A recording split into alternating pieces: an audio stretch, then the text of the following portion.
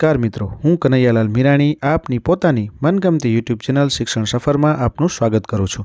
આ ચેનલ ઉપર શૈક્ષણિક માહિતી, અભ્યાસક્રમ, શિષ્યવૃત્તિ પરીક્ષાઓ, સરકારી યોજનાઓ, સ્પર્ધાત્મક પરીક્ષાઓ તથા કમ્પ્યુટર અને ટેકનોલોજીને લગતા વિડીયો અપલોડ કરવામાં આવે છે। હજી સુધી તમે જો આ ચેનલને સબસ્ક્રાઇબ ના કરી હોય તો સબસ્ક્રાઇબ કરી દેજો, તમારા મિત્રોને શેર કરી દેજો અને બેલ આઇકન દબાવી દેજો જેથી અમારા નવા વિડીયોની અપડેટ આપને મળતી રહે। નમસ્કાર મિત્રો, આજે આપણે ધોરણ 7ની અંદર ગણિત વિષયમાં જે એકમ કસોટી લેવાય છે એનું આપણે સંપૂર્ણ સોલ્યુશન આ વિડીયોમાં જોઈશું। આ જે છે પ્રશ્ન બેંક, એ પ્રશ્ન બેંકનું સંપૂર્ણ સોલ્યુશન આપણે જોઈશું। આજે તારીખ 17/2/2024ના રોજ જે ધોરણ 7ની અંદર ગણિત વિષયની જે એકમ કસોટી લેવાયેલી છે કે જે પ્રકરણ 9, 10 અને 11માંથી કુલ 25 ગુણનું આની અંદર આ કસોટીમાં પૂછાયેલું છે। એ કસોટી, આ એકમ કસોટી જે છે એનું સંપૂર્ણ સોલ્યુશન જે છે પ્રશ્ન બેંકનું એ આપણે આજે આ વિડીયોમાં જોઈશું। તો જો તમે હજી સુધી આ ચેનલને સબસ્ક્રાઇબ ના કરી હોય તો સબસ્ક્રાઇબ કરી દેજો અને સાથે સાથે તમારા મિત્રોને પણ શેર કરી દેજો જેથી એમને પણ આવા પ્રશ્ન બેંકના સંપૂર્ણ સોલ્યુશન છે એ આપણી ચેનલ પરથી સરળતાથી મળી રહે। તો મિત્રો, આપણે આજે આ ગણિત વિષયની 17/2/2024ના રોજ લેવાયેલી એકમ કસોટી ધોરણ 7ની છે એનું સંપૂર્ણ સોલ્યુશન જોઈએ। ચલો આપણે હવે શરૂઆત કરી છીએ। પ્રશ્ન 1 ખાલી જગ્યા પૂરો। એમાં કોઈ પણ 3 તમારે ખાલી જગ્યા પૂરવાની છે, એના 3 ગુણ છે। ચલો પહેલો છે 0 × 10⁵ તો આપણને ખબર છે કે 0 સાથે કોઈ પણ સંખ્યાનો ગુણાકાર કરીએ તો પરિણામ હંમેશા 0 મળે। પછી બીજા નંબરમાં છે 7⁵ × 0 2�0। તો 2�0 એટલે 1 થઈ જાય એટલે 7⁵નું પરિણામ મળશે 49। પછી છે 10�3 એટલે કે 1000। અહીંયા કને 2 ગુણ્યા છે એટલે 2000 જવાબ આવશે, એ ખાસ ધ્યાન રાખજો। પછી 0⁻20 એટલે 0। પછી 2⁵ × 2�3 એટલે એનો જવાબ મળશે 32। પછી 11⁵ એટલે 121, 5⁴ એટલે 625, 2�3× 5 એટલે 40, 10⁵ × 10�3 એટલે અહીંયા કને તમને 1 લાખ મળશે, -4�3 એટલે -64, -2 × -1�3 એટલે કે અહીંયા કને -2 ખાલી 2 × 10�3 એટલે 2000, 3 × 3 × 54, 3 × 4⁵ એટલે 48 અને 5⁵ × 4 એટલે 100। તો આવી રીતના તમે ગણતરી કરીને ખાલી જગ્યા પૂરવાની છે। પછી આવશે પ્રશ્ન 1બ, યોગ્ય વિકલ્પ શોધી અને ખાલી જગ્યા પૂરો। તો અહીંયા કને ડાયરેક્ટ તમને વિકલ્પ આપેલો છે -10�3, તો એનો જવાબ આવશે B -1000। પછી બીજા નંબર ઉપર છે 2 × 2 × a × a બરાબર શું આવશે તો કે એની અંદર આવશે C 4a²। પછી -1⁻³ તો એની અંદર જવાબ આવશે A -1।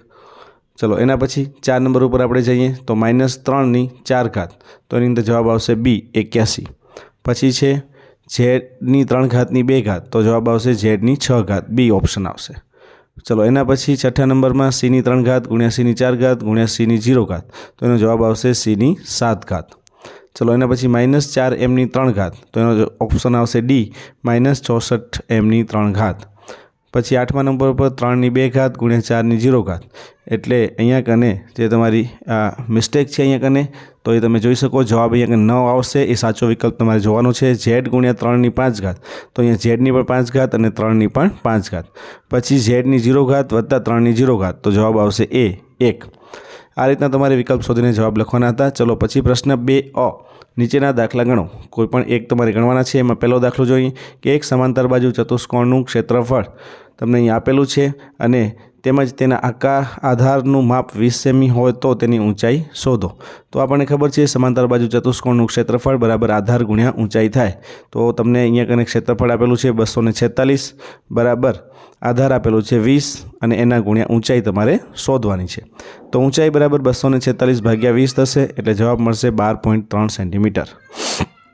ચલો એના પછી આપણે બીજા નંબર ઉપર જઈએ તો એક સમાંતર બાજુ ચતુષ્કોણનું ક્ષેત્રફળ તમને અહીંયા આપેલું છે 154.5 તેમજ એની ઊંચાઈનું માપ 15 સેમી આપેલું હોય તો તમારે આધારનું શોધવાનું છે। તો એ જ સૂત્ર આપણે અહીંયા વાપરીશું। તો અહીંયા કને ક્ષેત્રફળ બરાબર 154.5 બરાબર આધાર ગુણ્યા ઊંચાઈની જગ્યાએ 15 મૂકીશું। તો અહીંયા કને આપણે 15ને આ સાઈડ લઈ આવશું એટલે 154.5 એને હવે પોઈન્ટ કાઢી નાખી એટલે છેદમાં 10 × 15 આવી જશે બરાબર આધાર રહેશે। તો આધાર બરાબર છેદ ઉડાડશો એટલે 103/10 એટલે કે 10.3 સેન્ટીમીટર રહેશે। ચલો એના પછી ત્રીજા નંબરનો પ્રશ્ન કે એક સમાંતર બાજુ ચતુષ્કોણનું ક્ષેત્રફળ તમને અહીંયા કને આપેલું છે 90.2 સેન્ટીમીટર સ્ક્વેર હોય તો તેમની ઊંચાઈનું માપ 4 સેમી હોય તો તેના આધારનું માપ શોધો. તો એ જ સૂત્ર આપણે વાપરીશું, ક્ષેત્રફળ બરાબર આધાર ગુણ્યા ઊંચાઈ. તો હવે અહીંયા કને ક્ષેત્રફળ આપેલું છે 90.2, આધાર આપણે શોધવાનો છે અને ઊંચાઈ બરાબર 4 મૂકીશું. તો અહીંયા પણ આપણે આ રીતના છેદ ઉડાડશું તો તમને છેદ ઉડાડવામાં બરાબર ખ્યાલ આવે જ છે. છેદ કેવી રીતના ઉડાડીએ છીએ આપણે, તો છેદ તમે ઉડાડશો તો અહીંયા કને તમે જોઈ શકો છો કે 4 વડે છેદ ઉડાડો તો જવાબ તમને અહીંયા કને મળશે 451 અને છેદમાં રહેશે 10. તો આ રીતના તમે એનો જવાબ શોધી શકશો.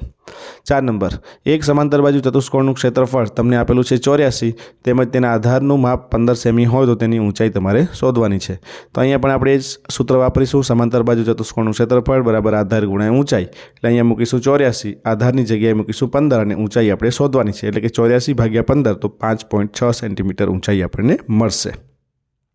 ચલો એના પછી 5મા નંબરનો, એક સમાંતર બાજુ ચતુષ્કોણનું ક્ષેત્રફળ તમને આપેલું છે 480 હોય તેમજ તેની ઊંચાઈનું માપ 15 હોય તો તેના આધારનું માપ શોધો. તો અહીંયા પણ સૂત્ર છે સમાંતર બાજુ ચતુષ્કોણનું ક્ષેત્રફળ બરાબર આધાર ગુણ્યા ઊંચાઈ. એટલે કે 480 બરાબર આધાર ગુણ્યા ઊંચાઈનું માપ આપેલું છે 15. તો અહીંયા કને આધાર બરાબર 480 ભાગ્યા 15, તમે આ રીતના અહીંયા કને છેદ ઉડાડતા જશો તો છેદ ઉડાડશો એટલે તમને જવાબ મળશે 32. તો આ રીતના 32 સેન્ટીમીટર મળશે. ચલો એના પછી પ્રશ્ન 2બ, નીચેના દાખલા ગણો. કોઈ પણ એક તમારે ગણવાનો છે. પહેલો જો અહીં એક સમાંતર બાજુ ચતુષ્કોણની એક બાજુ અને તેને અનુરૂપ ઊંચાઈ અનુક્રમે 4 સેમી અને 3 સેમી હોય તો તેનું ક્ષેત્રફળ શોધો. તો અહીંયા પણ તમારે સીધી રીતના સૂત્ર મૂકી દેવાનું છે, આધાર ગુણ્યા ઊંચાઈ. એટલે કે 4 ગુણ્યા 3 બરાબર આવશે 12 ચોરસ સેન્ટીમીટર. ચલો એના પછી બીજા નંબરનો, કે એક સમાંતર બાજુ ચતુષ્કોણની ઊંચાઈ અને તેને અનુરૂપ બાજુ અનુક્રમે 3 સેમી અને 5 સેમી છે તો તેનું ક્ષેત્રફળ શોધો. તો અહીંયા પણ સૂત્રમાં કિંમત મૂકવાની છે, આધાર ગુણ્યા ઊંચાઈ. તો અહીંયા કને આધાર છે એ 3 છે અને ઊંચાઈ છે એ 5 છે. તો અહીંયા આપણને ગુણાકાર કરતાં 15 ચોરસ સેન્ટીમીટર જવાબ મળશે. ચલો એના પછી ત્રીજા નંબરનું, કે એક સમાંતર બાજુ ચતુષ્કોણની ઊંચાઈ અને તેને અનુરૂપ બાજુ અનુક્રમે 4 સેમી અને 6 સેમી છે તો તેનું ક્ષેત્રફળ શોધો. તો સમાંતર બાજુ ચતુષ્કોણનું ક્ષેત્રફળ બરાબર આધાર ગુણ્યા ઊંચાઈ. તો આધાર આપેલો છે 4 અને ઊંચાઈ આપેલી છે 6. તો 4 ગુણ્યા 6 એટલે કે 24 સેન્ટીમીટરનો વર્ગ મળશે. ચલો ચોથું, એક સમાંતર બાજુ ચતુષ્કોણની એક બાજુ અને તેને અનુરૂપ ઊંચાઈ અનુક્રમે 5 સેમી અને 3.2 સેમી છે તો તેનું ક્ષેત્રફળ શોધો. તો અહીંયા પણ એ જ રીતના તમારે સૂત્ર મૂકવાનું છે કે ક્ષેત્રફળનું સૂત્ર બરાબર આધાર ગુણ્યા ઊંચાઈ. એટલે કે 5 ગુણ્યા 3.2 તો જવાબ આવશે 16 ચોરસ સેન્ટીમીટર. ચલો 5મું, એક સમાંતર બાજુ ચતુષ્કોણની એક બાજુ અને તેને અનુરૂપ ઊંચાઈ અનુક્રમે 6.2 સેન્ટીમીટર અને 7 સેન્ટીમીટર હોય તો તેનું ક્ષેત્રફળ શોધો. તો સમાંતર બાજુ ચતુષ્કોણ બરાબર આધાર ગુણ્યા ઊંચાઈ છે એટલે કે 6.2 ગુણ્યા 7 કરીશું તો અહીંયા જવાબ આપણને મળશે 43.4 સેન્ટીમીટરનો વર્ગ. ચલો એના પછી પ્રશ્ન 3અ, નીચેનો દાખલો ગણો. તો જેમાં પહેલો દાખલો તમને આપેલો છે કે 30 સેમી ત્રિજ્યાવાળા વર્તુળનું ક્ષેત્રફળ શોધો અને પાઈ બરાબર 3.14 લો. તો વર્તુળનું ક્ષેત્રફળ બરાબર પાઈ આરનો વર્ગ બરાબર 3.14 ગુણ્યા 3 ગુણ્યા 3 એ રીતના કરશો, કારણ કે 3 છે એ 2 વખત આપણે લખીશું, આપણને ખ્યાલ છે. તો અહીંયા કને આ રીતના તમે સાદુરૂપ એનું આપી શકો છો અને એનો ગુણાકાર કરશો તમે તો ગુણાકાર જે છે એ તમને કેટલો મળે છે અહીંયા કને તમે જોઈ શકો છો, 28.26 સેન્ટીમીટર તમને જવાબ એનો મળશે. તો આ રીતના 28.26 છે એ તમારો જવાબ આવશે. અહીંયા પોઈન્ટ તમે એક્ઝેક્ટ ધ્યાન રાખજો. બીજા નંબરમાં 10 સેમી ત્રિજ્યાવાળા વર્તુળનું ક્ષેત્રફળ શોધો. તો વર્તુળનું ક્ષેત્રફળ બરાબર પાઈ આર સ્ક્વેર. તો અહીંયા કને પાઈ બરાબર 3.14 ગુણ્યા 10 લઈશું તો અહીંયા કને 100 છેદમાં લખી અને 100 વડે આપણે ઉડાડી દઈશું તો જવાબ આવશે સીધો 3.14 સેમી સ્ક્વેર. બહુ સરળ છે, તમે ગણતરી જોઈ શકો છો. ચલો 7 સેમી ત્રિજ્યાવાળા વર્તુળનું ક્ષેત્રફળ શોધો. તો વર્તુળનું ક્ષેત્રફળ બરાબર પાઈની જગ્યાએ હવે 22/7 લેવાનું છે ગુણ્યા 7 ગુણ્યા 7 2 વખત લખીશું, 7 ઉડી જશે તો 22 ગુણ્યા 7 એટલે કે 154 સેમીનો વર્ગ વધશે. પછી 14 મીમી ત્રિજ્યાવાળા વર્તુળનું ક્ષેત્રફળ શોધો. તો વર્તુળનું ક્ષેત્રફળ બરાબર પાઈ આરનો વર્ગ આપણને ખબર છે. તો અહીંયા કને પણ પાઈ બરાબર 22/7 ગુણ્યા 14 લઈશું. તો અહીંયા કને 7 દુ 14 2 વડે ઉડી જશે એટલે 22 ગુણ્યા 14 ગુણ્યા 2 કરીશું તો 616 મીમી સ્ક્વેર મળશે. ચલો 5મા નંબરનો દાખલો જે છે એ તમે જોઈ શકો છો. અહીંયા તમને વ્યાસ આપેલો છે તો વ્યાસના સૌથી પહેલાં ત્રિજ્યા માટે અડધા કરવા પડશે. વ્યાસ છે 28 તો ત્રિજ્યા મળશે 14 સેમી. તો હવે આપણે અહીંયા કને વર્તુળના ક્ષેત્રફળનું સૂત્ર મૂકીને સાદુરૂપ આપશું તો આપણે અહીંયા કને છેદ ઉડાડશું તો આપણને એનો ગુણાકાર કરવાથી જવાબ મળશે 616 સેમીનો વર્ગ. ચલો એના પછી પ્રશ્ન 3બ, તમારે નીચેના દાખલાઓ ગણો. કોઈ પણ એક ગણવાનો છે કે જો પોલિશ કરવાનો દર ₹15 પ્રતિ મીટર સ્ક્વેર હોય તો 1.6 મીટર વ્યાસવાળા વર્તુળાકાર ટેબલની ઉપરની સપાટીને પોલિશ કરવાનો ખર્ચ તમારે શોધવાનો છે અને પાઈ બરાબર 3.14 લેવાના છે. અહીંયા પણ તમને વ્યાસ આપેલો છે એટલે કે વ્યાસ બરાબર 1.6 મીટર છે, તો ત્રિજ્યા થશે 1.6 ભાગ્યા 2 એટલે કે 0.8 મીટર. હવે વર્તુળાકાર ટેબલનું ક્ષેત્રફળ આપણે શોધવાનું છે, તો પાઈ આરનો વર્ગ બરાબર 3.14 ગુણ્યા 0.8 ગુણ્યા 0.8. તો તમે આ રીતના ગુણાકાર કરશો તો છેદ ઉડાડતા અને સરળતાથી સાદુરૂપ આપતા તમે જોઈ શકો છો કે તમને અહીંયા કને જવાબ મળશે 2.0096 મીટરનો વર્ગ. તમને અહીંયા કને છેદમાં જે છે એ 10,000 આવશે એટલે આપણે 4 આંકડા પછી પોઈન્ટ મૂકીએ છીએ, આપણને ખ્યાલ છે. હવે એના પછી અહીંયા કને ખર્ચ શોધવાનો છે, તો 1 મીટર સ્ક્વેરનો પોલિશ કરવાનો ખર્ચ 15 રૂપિયા છે, તો 2.0096 મીટર સ્ક્વેરને પોલિશ કરવાનો ખર્ચ કેટલો થાય? તો અહીંયા કને આપણે જોઈ શકીએ છીએ કે 2.0096 ગુણ્યા 15 છેદમાં 1. હવે આનો ગુણાકાર તમે સરળતાથી ડાયરેક્ટ કરી શકો છો. અહીંયા પોઈન્ટ કાઢીને તમે ગુણાકાર કરી શકો છો, અથવા તો પોઈન્ટ કાઢ્યા વગર પણ તમે સીધો ગુણાકાર કરશો તો પણ તમને અહીંયા એક્ઝેક્ટ જવાબ આવી જશે, અને જે જવાબ આવશે 30.14 રૂપિયા. તો આ તમે અહીંયા કને જોઈ શકો છો કે વર્તુળાકાર ટેબલની ઉપરની સપાટીને પોલિશ કરવાનો ખર્ચ જે છે એ 30.14 રૂપિયા થાય. બીજા નંબરનો ત્રિકોણ એબીસીનું ક્ષેત્રફળ 48 સેન્ટીમીટર સ્ક્વેર હોય અને ઊંચાઈ એડી બરાબર 6 સેમી હોય, તો બીસી તમારે શોધવાનું છે. અહીંયા બાજુની આકૃતિમાં તમે જોઈ શકો છો કે એડી અને બીસી આપણને શું આપેલા છે, તો ત્રિકોણ એબીસીનું ક્ષેત્રફળ બરાબર 1/3 આધાર અને ઊંચાઈ. એ ક્ષેત્રફળ આપણને આપેલું છે, 1/3 આપેલું છે, આધાર આપણને આપેલો નથી અને ઊંચાઈ છે 6. તો આ રીતના હવે ત્યારે સૂત્રની અંદર સાદુરૂપ આપશો તો આધાર બરાબર 48 ગુણ્યા 2/6 થશે, એટલે કે આધાર બરાબર 16 સેમી આપણને જવાબ મળશે. ત્રીજા નંબરમાં 28 મીટર ત્રિજ્યાવાળા એક વર્તુળાકાર ખેતરની ફરતે વાડ બનાવવાનો ખર્ચ ₹20 પ્રતિ મીટર હોય, તો વાડ બનાવવાનો કુલ ખર્ચ તમારે શોધવાનો છે, અને પાઈ બરાબર 22/7. તો હવે ત્રિજ્યા તમને આપેલી છે. વર્તુળાકાર ખેતરનો પરિઘ આપણે શોધવાનો છે, એટલે કે 2πr, તો 2 ગુણ્યા 22/7 ગુણ્યા 28 છેદ ઉડાડશો તો 4 વધશે, એટલે કે અહીંયા કને 22 2 ગુણ્યા 22 ગુણ્યા 4 176 મીટર જવાબ આવશે. પછી શું આવશે, તો કે 1 મીટર વાડ કરવાનો ખર્ચ 20 રૂપિયા છે, તો 176 મીટર વાડ કરવાનો ખર્ચ કેટલો થાય, તો 176 ગુણ્યા 20/1. તો એનો ગુણાકાર કરશો એટલે 3520 તમને રૂપિયા એનો કુલ ખર્ચ થશે. ચોથા નંબરમાં છે 14 મીટર ત્રિજ્યાવાળા એક વર્તુળાકાર બગીચાની લાદી પાથરવાનો ખર્ચ જે તમને અહીંયા આપેલો છે, તો બગીચામાં લાદી પાથરવાનો કુલ ખર્ચ તમારે શોધવાનો છે. તો અહીંયા જોઈ શકો છો આર બરાબર 14 મીટર છે, વર્તુળાકાર બગીચાનું ક્ષેત્રફળ તમારે શોધવાનું છે, પાઈ આર સ્ક્વેર.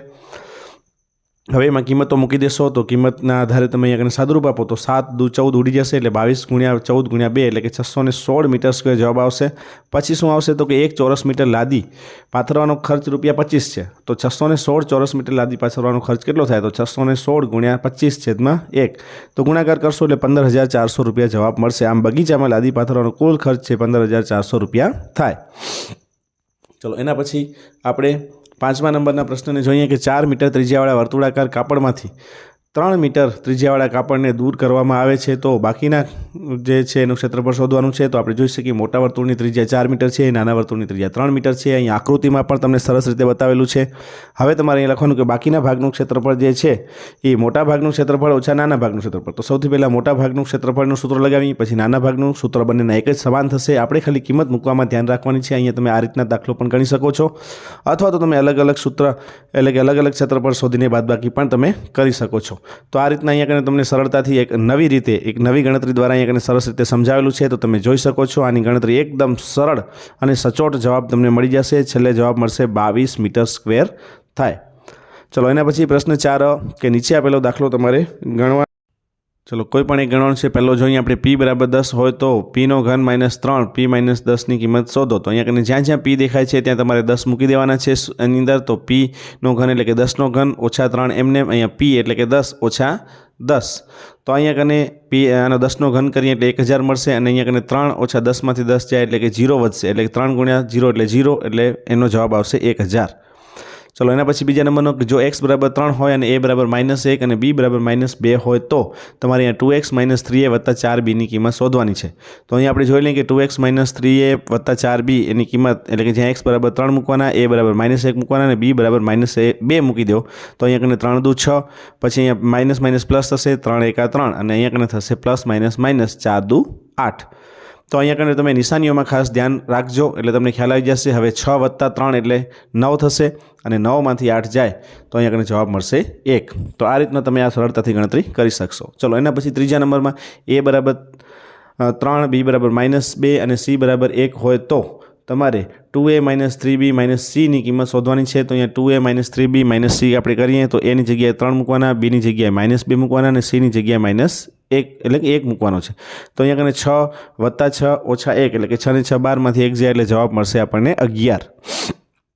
ચલો એના પછી ચોથા નંબરમાં તમે અહીંયા જોઈ શકો છો કે x = -1 y = -2 હોય તો 2x² - xy - z ની કિંમત તમારે શોધવાની છે. તો અહીંયા તમે જોઈ શકો છો આપણે અહીંયા કને જે સૂત્રમાં આપણે જે કિંમત આપેલી છે એ કિંમત આપણે મૂકી દઈશું. તો અહીંયા આપણને જે જવાબ ફાઇનલ જવાબ જે છે એ કેવી રીતના મળે છે તો 2 એના ગુણ્યા 1 અને માઇનસ અને -2 અને -2 એટલે કે 2 + 2 - 2 એટલે 2 + 2 4 અને 4માંથી 2 જાય તો 2 આપણને જવાબ મળશે. ચલો એના પછી 5મા નંબર ઉપર કે a = 3 હોય તો તમારે 3a² - 9a + 3ની કિંમત તમારે શોધવાની છે. એટલે કે જ્યાં a દેખાય છે ત્યાં 3 મૂકી દેવાના. તો અહીંયા તમે જોઈ શકો છો કે 3 અને આ અહીંયા 3નો વર્ગ થશે ઓછા 9a છે તો 9 a ની જગ્યાએ 3 એટલે કે 9 સાથે 3નો ગુણાકાર વત્તા 3. તો અહીંયા કને 3 × 9 9 × 3 વત્તા 3 એટલે અહીંયા 27 ઓછા 27 અને વત્તા 3 એટલે કે અહીંયા કને જવાબ મળશે 27માંથી 27 જાય એટલે 0 વત્તા 3 એટલે 3. એના પછી 5a તો આપેલા પદાવલીમાં x વાળા પદ શોધો અને તેના સહગુણકો લખો. તો પહેલું છે 12xy² + 25. તો અહીંયા કને 12xyનો સહગુણક છે 12. અહીંયા 8y² - 6xy + 5. તો એક જ પદ આપણને આપેલું છે -6xy એટલે સહગુણક થશે -6. 9x² - 5x + 6. તો એની અંદર બે પદ છે -5x નો -5. ચલો પછી 8x³ y - 3x + 4. તો -3x છે એનો સહગુણક થશે -3. પછી 7x + x² + y². તો અહીંયા કને એક જ પદ આપેલું છે 7x તો એનો સહગુણક થશે 7. ચલો એના પછી પ્રશ્ન 5b નીચેનાનું એકપદી દ્વિપદી અને ત્રિપદીમાં વર્ગીકરણ કરો. આપણને સારી રીતે આવડે છે જે એકપદી હોય એ એકપદીમાં લખવાનું, દ્વિપદી હોય દ્વિપદીમાં અને ત્રિપદી હોય તો એને ત્રિપદીમાં વર્ગીકરણ કરવાનું છે. આપણે આ પહેલી પદાવલી જે છે એનું વર્ગીકરણ અહીંયા જોઈ લઈએ કે એકપદી કઈ કઈ છે. તો અહીંયા આવશે 8x³ અને 4x². દ્વિપદીમાં -3x² + 5x અને -4a² - 3 અને ત્રિપદીની અંદર 2x + 3y - 5. આ રીતના તમે અહીંયા કને એને સરળતાથી વર્ગીકરણ કરી શકશો. ચલો એના પછી બીજા નંબરનો પ્રશ્ન જે છે એમાં પણ તમને રકમ આપેલી છે. એ રકમના આધારે આપણે એકપદી દ્વિપદી અને ત્રિપદી જોઈએ. તો એકપદી આવશે 3x² - 5 a⁵ પછી દ્વિપદીની અંદર બે પદાવલીઓ તમને આપેલી છે અને ત્રિપદીની અંદર પણ 8x² - 4x + 6 અને 6x³ - 4x² + 6. ચલો એના પછી ત્રીજા નંબરના પ્રશ્નમાં પણ તમારે એ જ રીતના વર્ગીકરણ કરવાનું છે એકપદી, દ્વિપદી અને ત્રિપદીનું. તો અહીંયા કને તમે જોઈ શકો છો રકમની અંદર અમુક તમને એકપદી આપેલી છે, અમુક દ્વિપદી આપેલી છે અને અમુક ત્રિપદી આપેલી છે. આપણે એનું વર્ગીકરણ કરીએ તો સૌથી પહેલાં એકપદીની અંદર આવશે 9b⁵ અને 3a⁴. દ્વિપદીમાં 9m² - 7m, 8a² - 3b અને ત્રિપદીમાં 10a⁴ - 3b⁵ વત્તા 8 અને 7m² - 7m વત્તા 7. ચલો એના પછી ચોથા નંબરમાં પણ તમને અહીંયા કને રકમ આપેલી છે અને એ રકમના આધારે આપણે એનું વર્ગીકરણ કરવાનું છે. તો આપણે જોઈ લઈએ અહીંયા એકપદીમાં કેટલા છે, બેપદીમાં કેટલા છે અને ત્રણપદીમાં કેટલા છે. તો સૌથી પહેલાં વાત કરીએ આપણે એકપદીની. તો એકપદીની અંદર તમને આપેલું છે 9a² અને 8b⁵. પછી દ્વિપદીની અંદર આપેલું છે 4a² - 3 અને 6a² - 7a. પછી ત્રિપદીની અંદર 6p² + 7p - 8 અને 10b³ - 7b વત્તા 3. ચલો પાંચમા નંબરમાં પણ તમને એ જ રીતના તમારે એકપદી, દ્વિપદી અને ત્રિપદીમાં એનું વર્ગીકરણ કરવાનું છે. તો એનું વર્ગીકરણ તમે અહીંયા કને જોઈ શકો છો. એકપદીની અંદર બે પદાવલીઓ આવશે, દ્વિપદીમાં પણ બે પદાવલીઓ અહીંયા કને તમને જોવા મળશે અને ત્રિપદીની અંદર પણ બે પદાવલીઓ તમને અહીંયા કને જોવા મળે છે. તો આ રીતના આપણે સરળતાથી એનું વર્ગીકરણ કરી શકીએ છીએ એકપદીમાં, દ્વિપદીમાં અને ત્રિપદીમાં, જે તમે અહીંયા કને જોઈ શકશો સરળતાથી.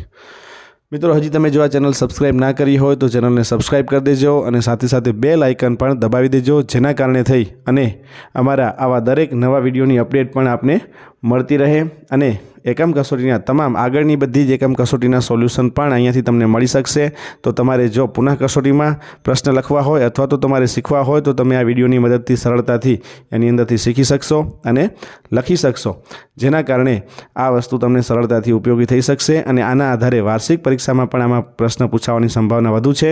તો ચલો આપણે મળીએ છીએ ફરીથી.